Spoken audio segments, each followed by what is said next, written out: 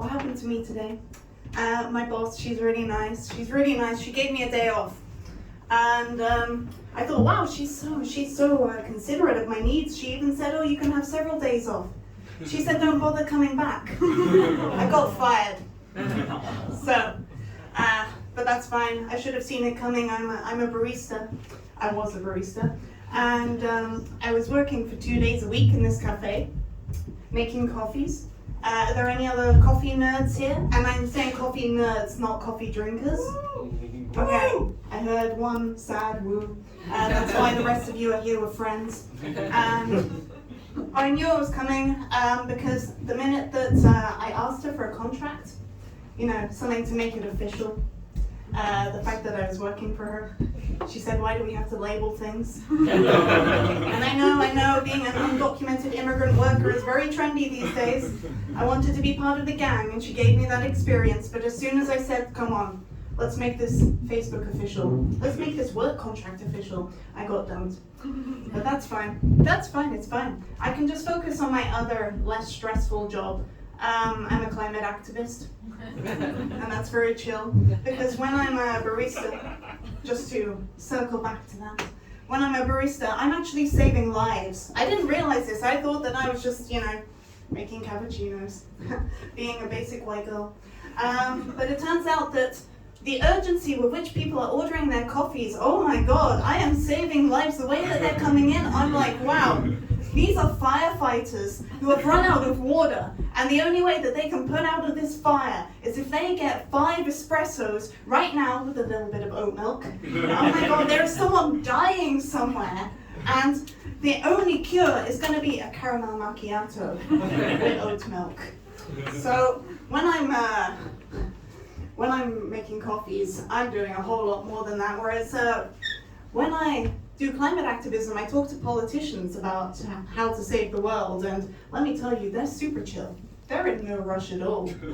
So it's quite a breath of fresh air. I say, hey, how about we make a world with, more economic equality and social justice, and everybody has their rights protected, and they say, yeah, we could maybe work on that by 2030. And I say, hey, you know how Shell is pouring oil into the ocean? Do you think you could stop them doing that? And they say, yeah, like right now, because I was going to go get a coffee.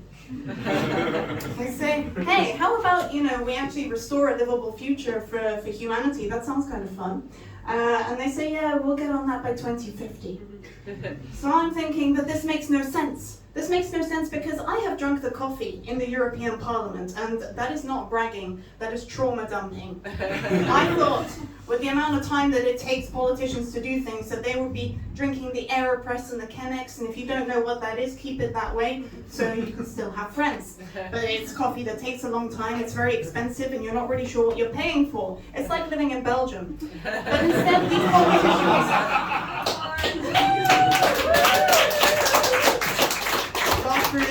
Laugh through the tears.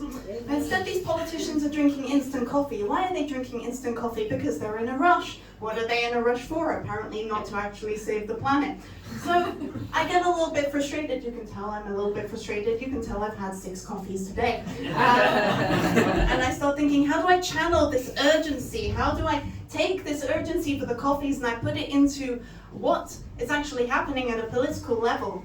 And then I'm feeling so frustrated, and it suddenly clicks to me why it matters so much that I make those 4 white mochas for 15 people called Jan and Marieke. I didn't get it. But it's not that urgent that we actually, restore human rights in the environment.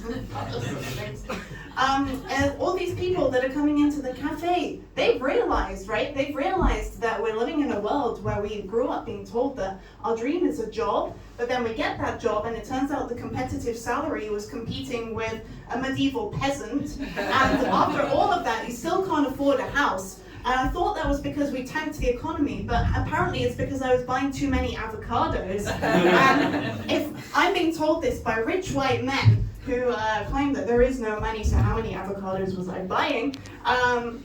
And the only silver lining is that I get my takeaway chai latte, and the only price will be that someone will label me basic on Instagram, then you best believe that I'm going to need that coffee slightly faster than I need system change, and I'm going to need it hotter than the planet's going to be at the current rate that we're going. And I'm going to need it now because the planet's at a tipping point, but so am I tonight.